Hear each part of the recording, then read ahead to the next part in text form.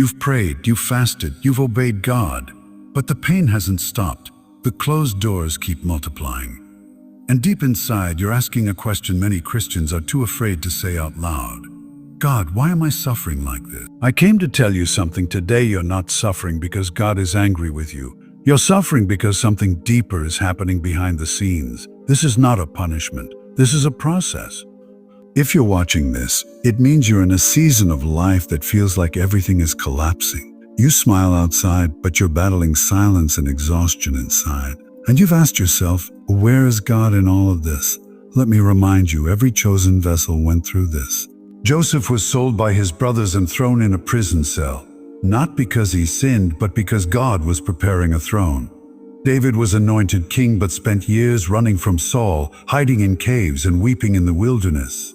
Job lost everything, not because God had forgotten him, but because God trusted him enough to be tested. God does his deepest work in the dark. And just because you don't feel him doesn't mean he's not working. Suffering is a language heaven understands and uses. God will break you to build you. He will strip you of everything you leaned on, so you learn to lean only on him. Isaiah 48:10 says, I have refined you, though not as silver. I have tested you in the furnace of affliction. This pain is not random. It's refining you. It's stripping your pride, purging your fear, and strengthening your faith. You asked God to use you.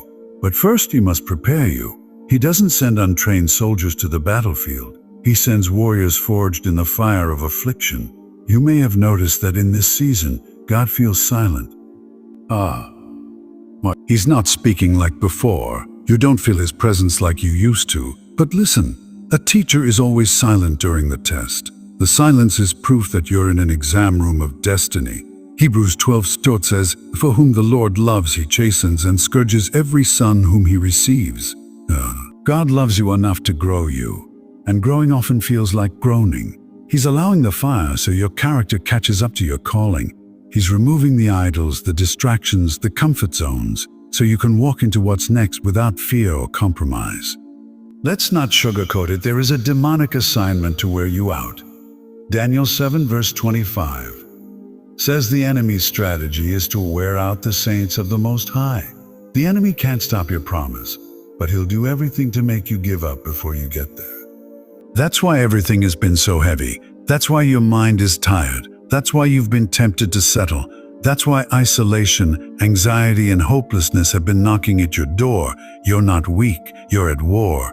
But here's the good news. No attack lasts forever, and no storm is sent without an expiration date. You think God is silent, but in reality, he's building a table. Psalm 23:5 says, You prepare a table before me in the presence of my enemies. He's preparing something bigger than you prayed for. But he's also preparing you so you don't sabotage it when it arrives.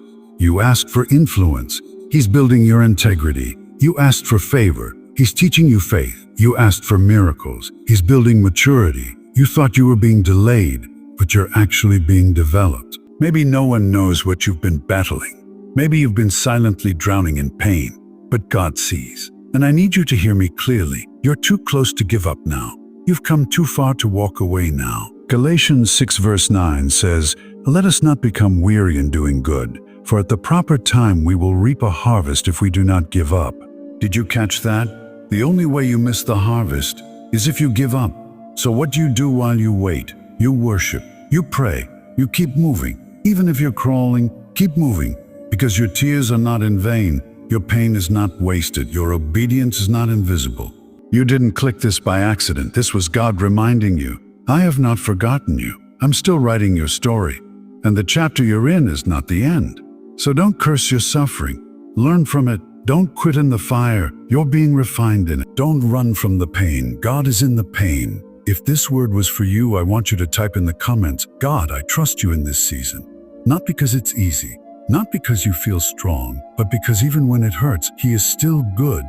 And if you know someone else who's battling silently, share this with them.